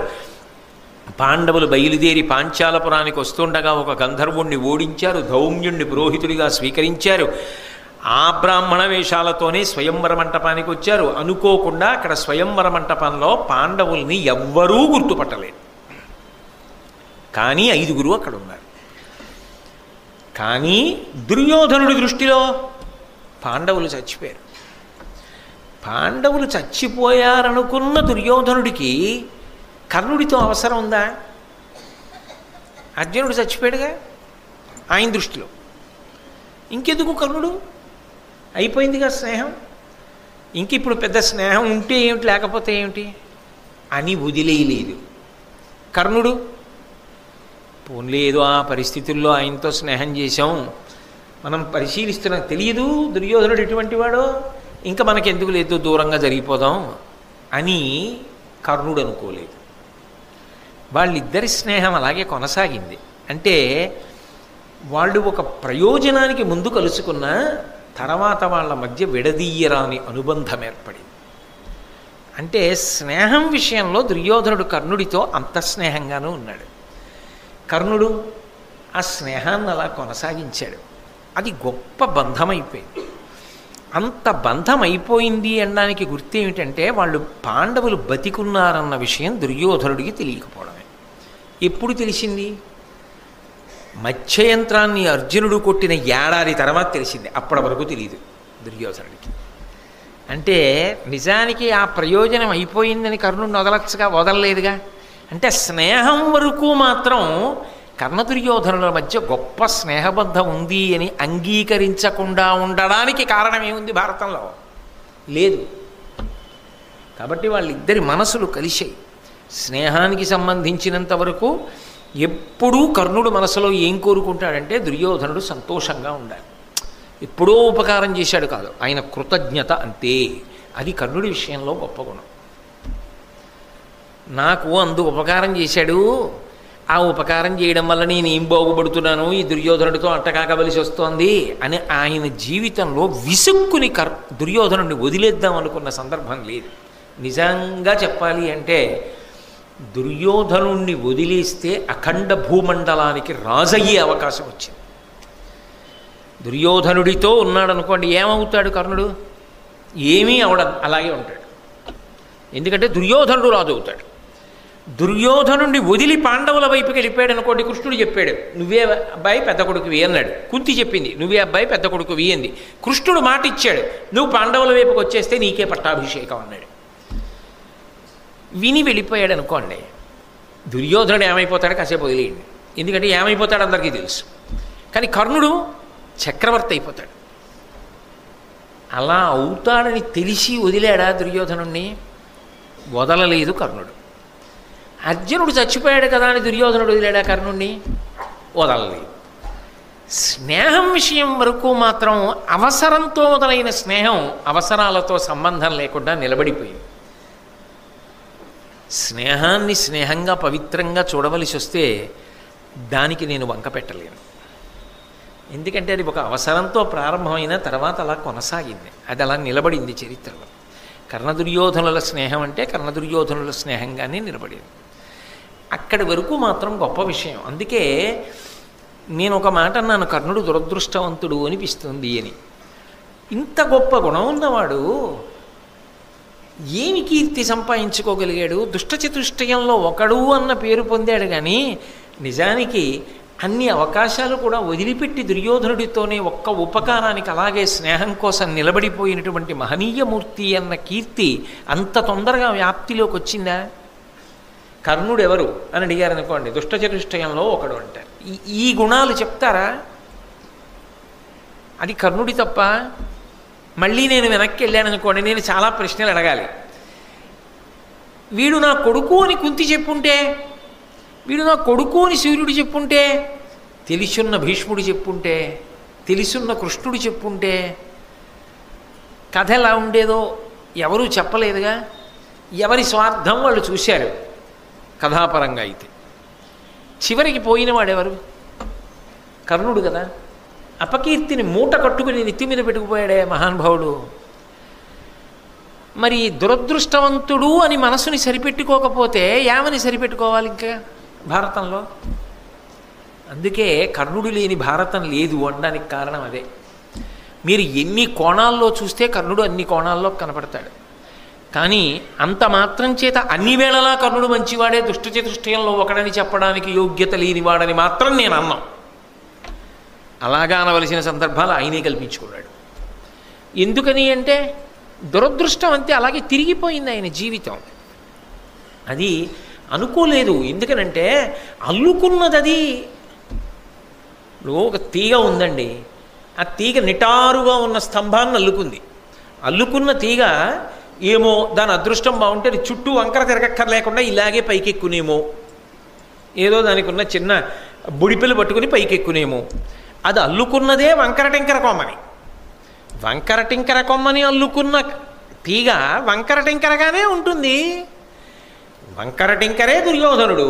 కర్ణుడు ఎలా రుజుత్వంతో ఉంటాడు? ఇంకా అల్లుకున్నది ఆయనతో ఏ కారణానికైనా. అలా అల్లుకోవలసిన పరిస్థితి వచ్చింది. ఎందుకు వచ్చింది అంటే దానికి ఆయన ఒక్కడే కారణం కాదు, చాలామంది. ఆ సందర్భంలో ఇంత నేను తలకొట్టుకు చెప్పవలసి వచ్చింది. కృపాచార్యుల వారి మాట కూడా వెనక దేవతా వ్యూహం పక్కన పెడితే ఇంతమంది కారణంగా ఆయన దురదృష్టవంతుడు చివరికి అయిపోయాడా లేదా? ఇన్నిటికీ మూల బీజం కన్యాగర్భం.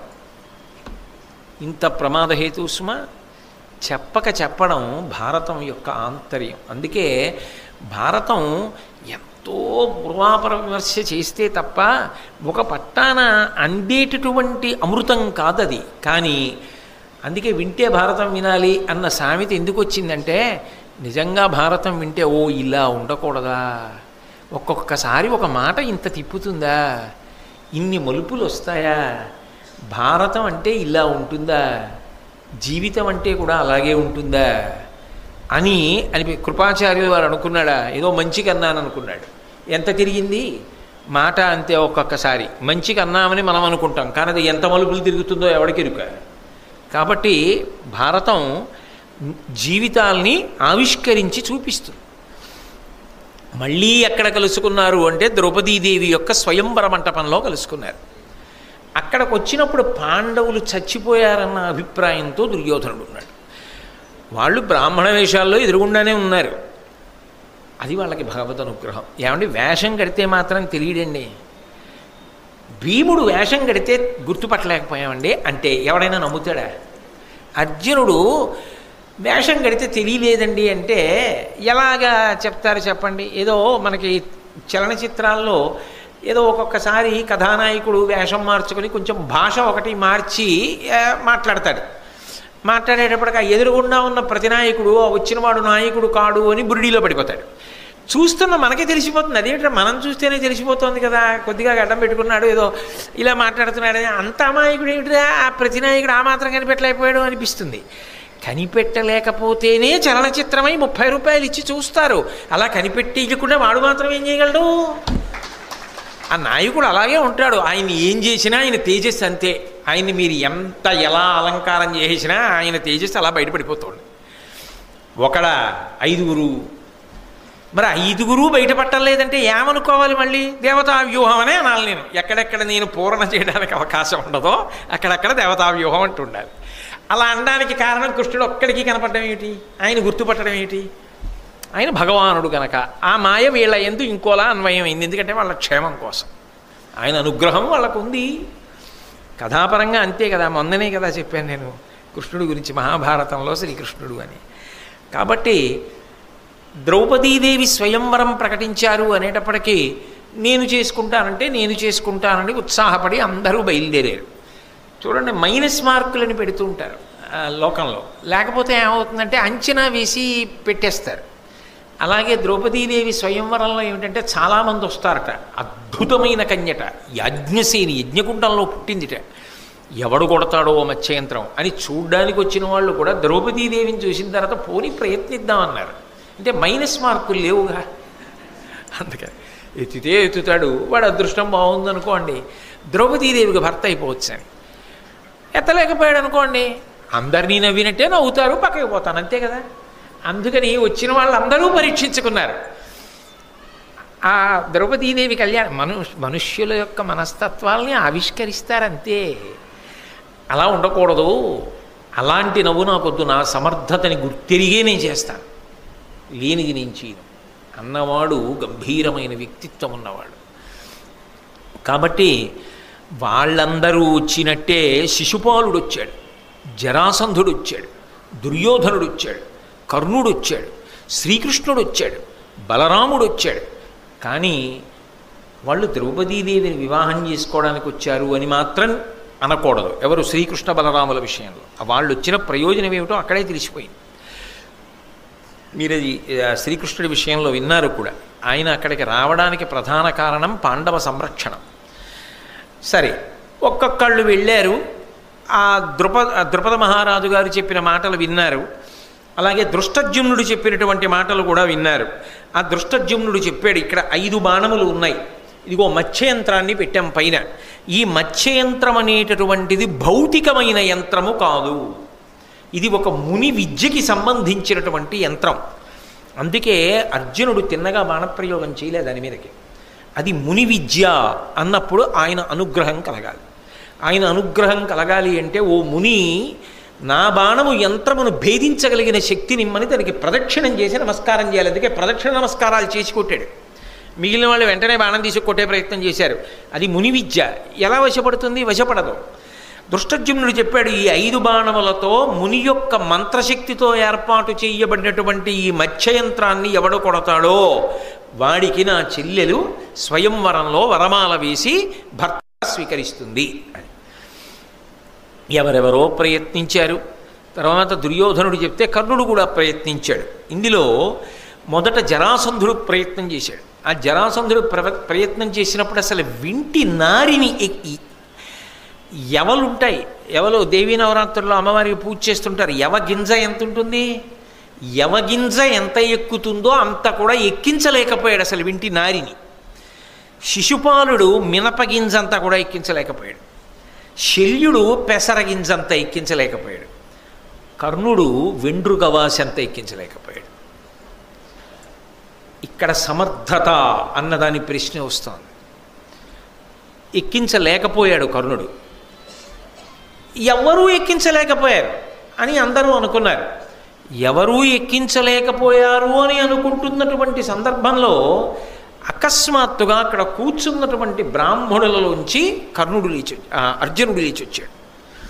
అర్జునుడు లేచి వచ్చి, అర్జునుడు అని ఎవరికీ తెలియదు, ఆయన ధనస్సుని అవలీలగా ఎక్కుపెట్టాడు. అవలీలగా ఎక్కుపెట్టి మత్స్యంత్రం కొట్టాడు. కొట్టగానే ద్రౌపది మెడలో వరమాల వేసింది. కానీ మిగిలిన వాళ్ళందరికీ కోపం వచ్చింది. ఇదేమిటి, వచ్చిన వాళ్ళు రాజులు, ఎవరికీ దక్కకుండా మధ్యలో ఈయనొచ్చి మత్స్యంత్రం కొట్టడం ఏమిటని. మిగిలిన వాళ్ళు మత్స్యంత్రం కొట్టాడు, ఆమె వరమాల వేసింది, వాళ్ళు చెప్పినట్టుగా జరిగింది అని ఊరుకున్నారు. కానీ దుర్యోధనాదులు అలా ఊరుకోలా, యుద్ధానికి సిద్ధపడ్డారు. ధర్మరాజు, నకులుడు, సహదేవుడు భీమార్జునులకు విషయాన్ని అప్పచెప్పి వెళ్ళిపోయారు. ఎందుకంటే 5గురు అక్కడ ఉంటే తెలిసిపోతుందనుకున్నాడో ఏమో ధర్మరాజు. ఇద్దరిని ఉంచి 3గురుని వెళ్ళిపోయారు. ఇద్దరే యుద్ధం చేస్తున్నారు భీష్మార్జునుడు. చేస్తున్నప్పుడు జరాసంధుడితోనూ శల్యుడితోనూ యుద్ధానికి వెళ్ళాడు భీముడు. ఎందుకంటే వాళ్ళు మల యుద్ధం చేస్తారు. కర్ణుడు విలువిద్యా ప్రదర్శనం చేస్తాడు, చేతిలో ధనస్సు పట్టుకుంటాడు. ఎదురుగుండా ఉన్నవాడు అర్జునుడు అన్న విషయం కర్ణుడికి తెలియదు. ఇప్పుడు తెలియకపోయినా అవకాశం వచ్చిందా లేదా, కాదనలేని సత్యం కదా. ఇప్పుడు అక్కడ కృపాచార్యులు వారు లేరు కాబట్టి యుద్ధం ఆపరు. ఒక్కసారి మొదట ఆపారు. జరిగితే ఏమయ్యుండేదో, ఎవరు గెలిచేవారు అన్న ఉత్కంఠ ఒకటి ఉండిపోతుంది కదా మనకి. ఇందులో మీరు సహజంగా ఆలోచన చేస్తే కర్ణుడికి సాధన చేసుకునే అవకాశం ఉంది ఇన్నాళ్ళు. అర్జునుడు ఇళ్ళకి వెళ్ళి భిక్షాటన చేసి ఏదో ఇంటికి వచ్చి తినడమే తప్ప పాపం ఆయన విలువిద్యా సాధన చేయడానికి అవకాశం లభించిందని చెప్పడానికి కూడా సావకాశం కథాపరంగా లేదు. కాబట్టి ఇప్పుడు కర్ణార్జునులకు యుద్ధం సంభవించింది. అర్జునుడని కర్ణుడికి తెలియదు, కర్ణుడని అర్జునుడికి తెలుసు. కానీ యుద్ధం అంటూ జరుగుతున్నప్పుడు ఎవరన్నది చూడరు కదా. అవతలవాడు తనని గెలిచేసే దగ్గరికి వచ్చేస్తున్నాడు అన్నప్పుడు ఓడించేయగలగాలి కదా. ఓడించేస్తే అర్జునుడిని కర్ణుడు గెలిచినట్టు. కానీ కర్ణుడు గెలవలేకపోయాడు అనుకోండి, బలం ఎవరిది ఎక్కువ అని తెలిసిపోతుంది, అర్జునుడిది. అలా ఎందుకు ఎక్కువైపోయి ఉండాలి, ఆయన నరుడు కనుక, ఈయన సహస్ర కవచుడు కనుక. ఆ బలం అలాగే ఎందుకు నిలబడాలి, ధర్మం వైపే అర్జునుడు ఉంటే అలాగే నిలబడుతుంది, పెరుగుతుంది. ఈయన అధర్మంతో నిష్కారణంగా అంటకాగిపోయాడు ఏ కారణానికైనా. కాబట్టి ఈయన బలం ఏమవుతుంది, తగ్గుతుంది. తగ్గడం ఏ రూపంలో తగ్గుతుంది, మరి సాధన చేత పెరగాలి. కానీ ఎందుకు తగ్గుతుంది, శాపముల చేత తగ్గిపోతుంది. అంటే కాలము కలిసి రాదు, ప్రయత్నం ఉంటుంది, కాలము కలిసి రాదు. కాలము కలిసి రావాలి, ప్రయత్నము ఉండాలి. అందుకే కచ్చిత్ పురుషకారంచ దైవంచ ప్రతిపద్యతే అంటారు రామాయణంలో. రెండు కలిసి వస్తే ఫలం ఉంటుంది. కష్టపడి పొలం దున్నాడు, వాన పడలేదు, పంట పండుతుందా? పరిశ్రమ ఉన్నది, ఈశ్వరానుగ్రహం లేదు. ఎందుకో ఎప్పుడు పడింది లేదు వాన, ఎందుకు మనం దున్ని అనవసరం అని చెప్పేసి యాత్రకు వెళ్ళిపోయాడు. బ్రహ్మాండమైన వర్షం పడింది, పండుతుందా? వాన పడింది, పొలం దున్నలేదు, విత్తులు వేయలేదు, పంట వస్తుందా? ఎందుకు వస్తుంది? దైవానుగ్రహం ఉన్నది, వర్షం పడింది, ప్రయత్నము లేదు. ప్రయత్నము దైవానుగ్రహము రెండూ కలిశాయనుకోండి, పంట పండుతుంది. పొలము దున్నాడు, వర్షము పడింది, పంట పండింది. ప్రయత్నం ఉన్నది కర్ణుడి వైపు నుంచి, ఈశ్వరానుగ్రహము రాదు. ఎందుకని? దుర్యోధనుడితో ఉన్నాడు. ఉండగా కర్ణుడి శక్తి పెరిగితే అర్జునుడు పడిపోతాడు. అర్జునుడు పడిపోతే ఇంకేముంది ధర్మం? నరుడి యొక్క అవతార ప్రయోజనం ఏమిటి ఇంకా? అందుకని తగ్గాలి. పరిశ్రమ చేసినా తగ్గిపోవాలి అంటే అది తగ్గిపోవడానికి కావలసినటువంటి పరిస్థితులు రావాలి. ఆ పరిస్థితులు ఏ రూపంగా వస్తాయి? ప్రతికూలమై ప్రయత్నములు పెరగడానికి ప్రయత్నిస్తే తరిగిపోయేటట్టుగా శాపాలుగా వస్తాయి. అదే కర్ణుడి జీవితంలో జరిగిపోయింది. ఆయన కావాలని జరిగిందా? ఆయన కావాలని వెళ్ళాడా దుర్యోధనుడి వైపు? దురదృష్టవంతుడు, అనుకోకుండా వెళ్ళిపోవలసి వచ్చింది. అదే అలా నిలబడిపోయాడు స్నేహధర్మంతో, కానీ శక్తి మాత్రం తగ్గిపోతూ వచ్చింది. కాబట్టి ఇప్పుడు ఇద్దరి మధ్య యుద్ధం ప్రారంభమైంది, కర్ణార్జునుల మధ్య. ద్రౌపదీ స్వయంవర ఘట్టంలో కర్ణుడు యుద్ధం ప్రారంభం చేస్తూ అర్జునుడితో, కురుపతి సూడగ కర్ణుడు నరుదాకెను, శల్యుడనిలనందను తాకెన్, సరభసమున విస్మయమందిరి ధరణి దేవ మనుజ దేవ ప్రవరుల్. శల్యుడితో భీముడు యుద్ధం చేస్తున్నాడు, కర్ణుడితో అర్జునుడు యుద్ధం చేస్తున్నాడు. వేషాలు మాత్రం బ్రాహ్మణ వేషాలతో ఉన్నారు. కాబట్టి సభలో ఉన్న వాళ్ళు ఆశ్చర్యపోయి, ఇదేమిటిరా వీళ్ళు మంత్రం చెప్పడం మానేసి యుద్ధాలు మొదలెట్టారు, అయ్యో ఇదేమిటి ఆశ్చర్యంగా ఉందని అందరూ తెల్లబోయి చూస్తున్నారు. అలా తెల్లబోయి చూస్తూ ఉంటే కర్ణుడు అర్జునుడిని ఉద్దేశించి అన్నాడు, వీరుడగు నరునియేయు అపార శరావళుల నడుమ వారింపంగా నేరక ఏటుడిగి మహాశూరుడు రాధేయుడు ఇంద్రజునకిట్లనియన్. అర్జునుడు వేసేస్తున్నటువంటి బాణములను మధ్యలో ఆపలేక కర్ణుడికి శక్తి సరిపోలేదు. యుద్ధంలో అర్జునుడిని నిగ్రహించలేకపోయాడు. నిగ్రహించలేక అర్జునుడి వంక తిరిగి ప్రశ్న వేశాడు. నా ఎదుర చక్కనై అనిసేయగా భార్గవునకును శచీవరునకును కౌంతేయుడగు విజయునకు కాక ఆయత భుజశక్తి ఒరుల కలవియ ధరణి. ఎవరయా నువ్వు? నాతో యుద్ధం చెయ్యగలిగిన వాళ్ళు, నా ఎదురుగుండా నిలబడగలిగిన వాళ్ళు ముగ్గురే. ఒకటి, నిలబడితే మహానుభావుడు ఉన్నాడే పరశురాముడు నిలబడి యుద్ధం చెయ్యాలి నాతో. ఎందుకని పరశురాముడికి శిష్యరికం చేశాడు తర్వాతి కాలంలో. పరశురాముడి మీద గౌరవం అప్పుడే ఉంది కర్ణుడికి. పరశురాముడు అంతటి విలుకాడు, ధనుర్వేదం అంతా తెలిసిన్నవాడు, ద్రోణాచార్యుల వారికి ఇచ్చాడు కదా. కాబట్టి అంతటి ధనుర్వేద విద్యాపారంగతుడైనటువంటి పరశురాముడు నా ఎదురుగుండా నిలబడి యుద్ధం చెయ్యగలడు. లేదా దేవేంద్రుడు నిలబడి యుద్ధం చెయ్యాలి. కాదా మూడవవాడు ఒక్కడే యుద్ధం చెయ్యాలి. ఎవరు? ఆయన కౌంతేయుడగు విజయునకు కాక కుంతీదేవి కొడుకైనటువంటి విజయుడు అర్జునుడు చెయ్యాలి. అంటే ఎక్కడో మనసులో పాండవుల మీద గౌరవం ఉంది, అర్జునుడి మీద ఆ నమ్మకం ఉంది. అది అర్జునుడిగా ఎదురుగుండా లేడు కాబట్టి అన్నాడు. అర్జునుడుగా ఉంటే అండం. ఎందుకన్నాడు అంటే మనసులో ఎక్కడో ఆయన వేరు, ఆయన జీవన విధానం వేరు అని తెలుసు. కానీ పక్కవాడు ఉంటే ఎదురుగుండా ఆయనున్న ఒప్పుకోడు, ఆయన్ని తక్కువ చేసే మాట్లాడతాడు. అది మాత్సర్యం కాకపోతే ఇంకోటి ఎందుకు అవుతుంది? అప్పుడు దాన్ని ఆ పేరుతో కాకపోతే ఏ పేరుతో పిలుస్తారు? అది లేకపోతే భారత యుద్ధం ఎలా నడుస్తుంది? కాబట్టి అది అలా ఉండిపోవాలంతే. అంటే నిజానికి కర్ణుడి మనస్సులో సదభిప్రాయం ఉందా లేదా? ఉంది. అర్జునుడు నాతో నిలబడి యుద్ధం చెయ్యగలడు, నువ్వేం చేస్తావు అంటాడు ఎదురుగుండా కనపడితే. మట్టు పెట్టేస్తానంటాడు. ఏ మాటకైనా అలా అనాలి. కానీ నాతో ఇలా నిలబడి చేస్తే అర్జునుడు చెయ్యాలంటాడు. ఎదురుగుండా అర్జునుడే ఉన్నాడని తెలియకంటున్నాడు ఈ మాటలు. ఎదురుగుండా ఉన్నవాడు అర్జునుడిని యుద్ధం చేస్తూ కూడా గుర్తుపట్టలేకపోయాడు అలా బాణాలు వేస్తుంటే. అంటే దైవానుగ్రహం ఎటుంది అని చెప్పడానికి మళ్ళీ ఇంతకన్నా పెద్ద ప్రసంగాలు అవసరమా? ఎటు దైవానుగ్రహం ఉంటుందో అటు విజయం ఉంటుంది అని చెప్పడానికి మళ్ళీ పెద్ద ప్రసంగం కావాలా?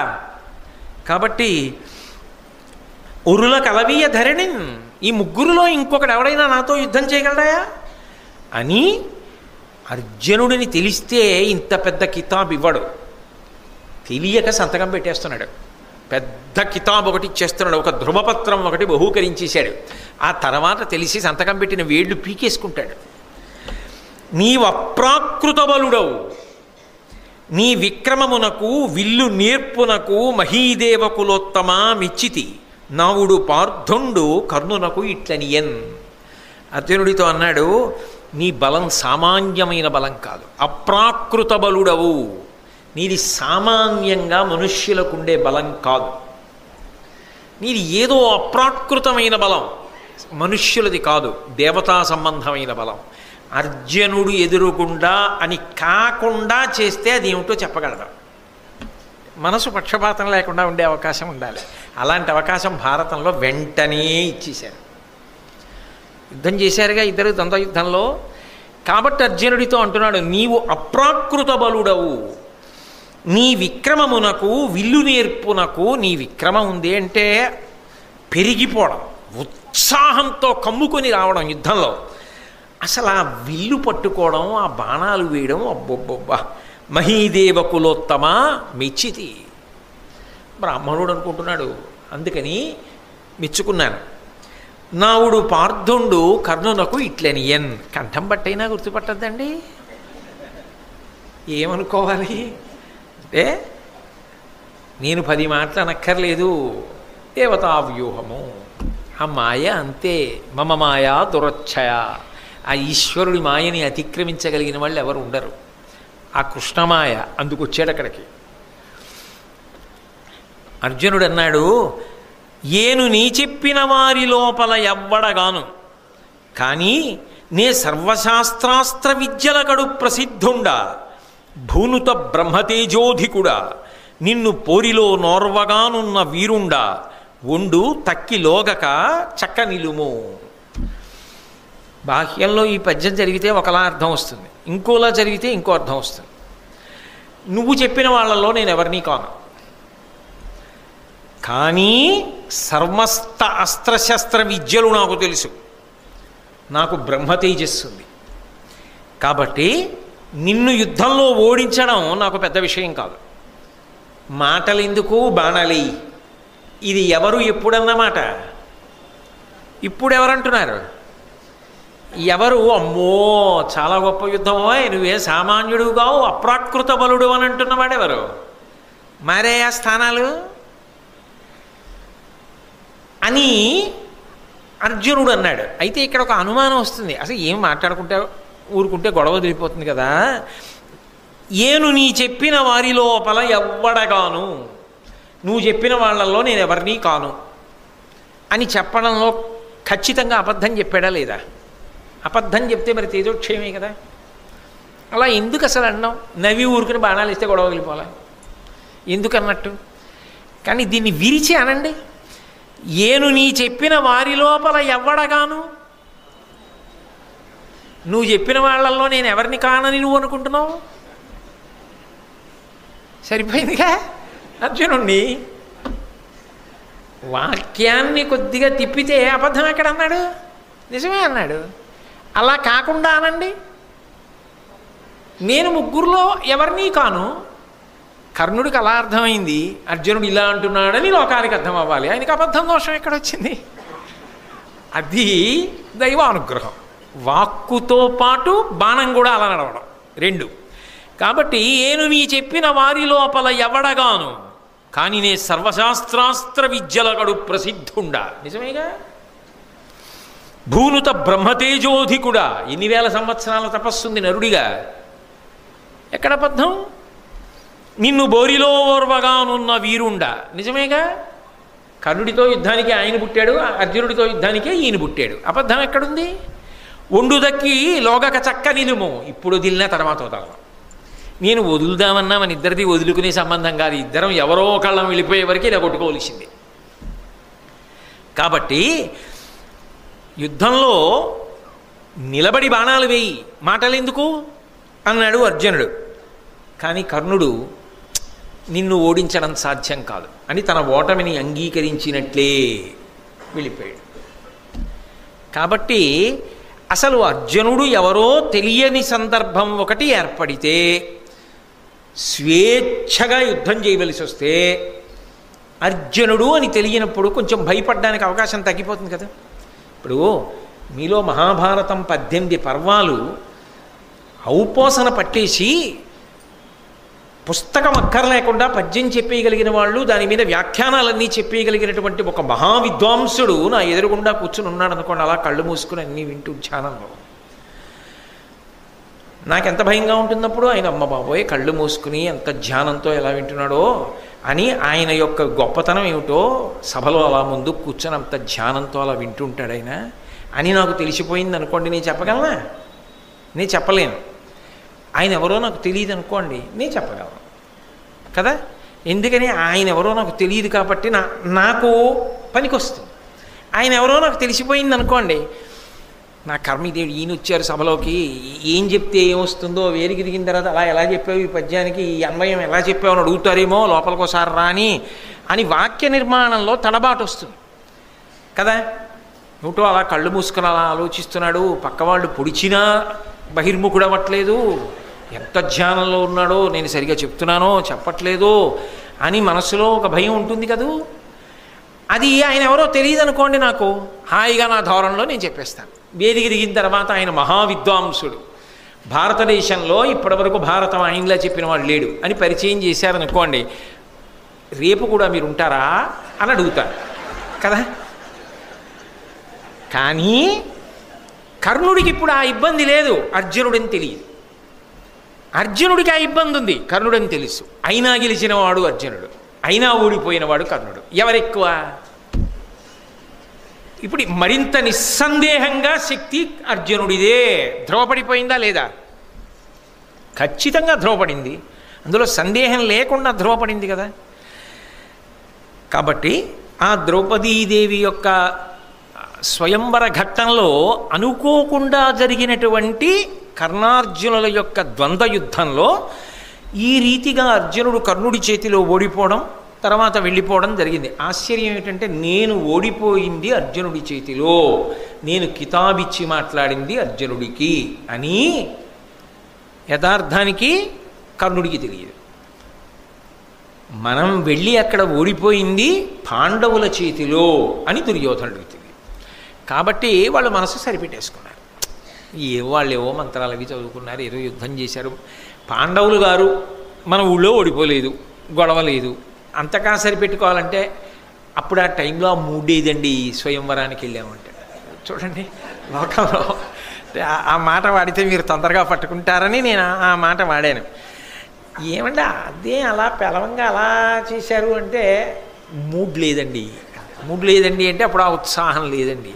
ఏ స్వయంవరానికని వెళ్ళాము, ఏదో అకస్మాత్తుగా బాణాలు అట్టుకోదు 10 మంది ఏటా రాజులు పరుగు పోతుందంటే పట్టుకున్నాం, కానీ యుద్ధం చేయడానికి వెళ్ళామా ఏమిటి? ఏదో వచ్చేసాం. అర్జునుడని తెలిసి ఉంటేనా ఇంకో మారాకు, అప్పుడు అది అనడానికి వాళ్ళకి అవకాశం. అందుకే అదేమిటి అర్జునుడి చేతిలో ఓడిపోయావు కర్ణ అని దుర్యోధనుడు ఎప్పుడు అడగలేదు. ఎందుకు అడగలేదంటే, అడిగినా ఇది కర్ణుడు అంటాడని తెలుసు. అర్జునుడా నిష్కారణంగా చంపేస్తే బ్రాహ్మణుడిని చంపేయవలసి వస్తుందని ఊరుకున్నానయ్యా అండో, అందుకని అడగలేదు. ఈయన అడిగాడు అనుకోండి, మరి భీముడిని నువ్వెందుకు గుర్తుపట్టలేకపోయావు?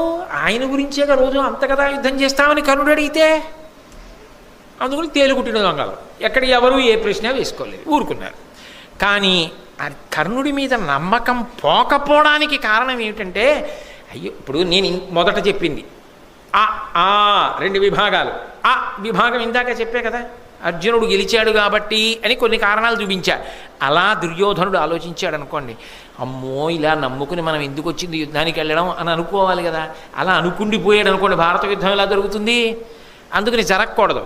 అలా ఆలోచన జరగకుండా ఉండాలి అంటే ఆ పరిస్థితుల్లో యుద్ధం ఏం చేస్తాడు? తెలియదు కాబట్టి వదిలేశాడు. తెలిస్తేనా అనే దుర్యోధనుడు నమ్మాలి. అలాగే వెళ్ళింది అంతే. అలాగే అందుకే ఎన్ని మాటలు ఓడిపోయినా అదప్పుడు అలా జరగడానికి ఆ పరిస్థితి వేరు అనుకుంటూనే ఎన్ని మాటలు ఓడిపోయినా ముందుకెళ్ళిపోయారు తప్ప ఇన్ని మాటలు ఓడిపోయాం కదా అని మాత్రం ఎప్పుడూ ఆగలేదు. అలా ఆగిపోతే భారత యుద్ధం ఎలా, ధర్మ సంస్థాపనం ఎలా? ప్రచోదయాత్, బుద్ధులు అలాగే ప్రచోదనం కావాలి. అది భారతం అంటే. ఈశ్వరుడు అన్నవాడు ఎంత బలవంతుడో, ఆయన తలుచుకుంటే కథని ఎంత అద్భుతంగా నడుపుతాడో మనకు అర్థమవుతుంది. అయిపోయిన తరువాత వాళ్ళు ఇంటికి వెళ్ళిపోయారు. దుర్యోధనుడు, కర్ణుడు, శల్యుడు, శిశుపాలుడు, జరాసంధుడు అందరూ వెళ్ళిపోయారు. పాండవులు వెళ్ళిపోయారు. గుర్తుపట్టిన కృష్ణుడు ఒక్కడే పాండవుల దగ్గరికి వెళ్ళి మాట్లాడి వెళ్ళిపోయాడు. ఆ తర్వాత అసలు వాళ్ళు ఎవర్రా నాయనా అని తెలుసుకోవలసిన అగత్యం ఎవరిది? ద్రుపద మహారాజు గారిది. మరి పిల్లనివ్వాలి కదా. అనుకోలేదు, కథ వేరువేరుగా నడిచింది. మీరు అవన్నీ విన్నారు, మీకు తెలియనివి కావు. పాండవులు 5గురికి ద్రౌపదీదేవి ఇల్లాలైపోయింది. వీళ్ళకి ఎక్కడికి వెళ్ళడానికి ప్రస్తుతానికి ఏం అవసరం ఏం లేదుగా. ఎక్కడికో వెళ్ళాలి, రాజ్యపాలన చెయ్యాలి, రాజధాని విడిచిపెట్టామన్న బాధ ఏం లేదు. కాబట్టి వాళ్ళు ఇప్పుడు హాయిగా మామయ్య గారి ఇంట్లో ఉన్నారు.